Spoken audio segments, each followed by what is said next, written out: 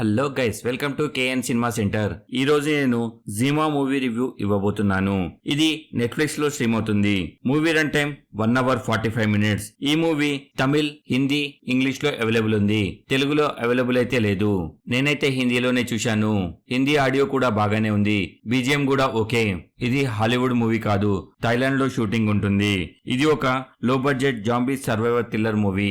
Movie story ఏమిటంటే, ప్రపంచం మొత్తం కాలుష్యంతో నిండిపోయి ప్రజలు బతకడానికి చాలా కష్టపడుతూ ఉంటారు. అప్పుడే థాయిలాండ్ లో ఒక హాస్పిటల్లో జాంబీ వైరస్ అటాక్ అవుతుంది. అక్కడి నుంచి వాళ్ళ ప్రజలని గవర్నమెంట్ కాపాడగలిగిందా లేదా, చివరికి ఏం జరిగింది అన్నది మూవీలోనే చూడాలి. Minus points. మూవీలో చెప్పేటట్టు మైనస్ పాయింట్స్ ఏమీ లేవు, కానీ లో బడ్జెట్ మూవీ, కొందరికి నచ్చచ్చు నచ్చకపోవచ్చు. Plus points. మూవీలో మేం చెప్పాల్సింది హీరోనే. మార్షల్ ఆర్ట్స్ ఫైటర్ ఉంటాడు. జాంబీస్ తో ఫైట్ చేసే సీన్స్ చాలా బాగా ఉన్నాయి. మిగిలిన వారు ఎవరి రోల్లో వారు బాగానే చేశారు.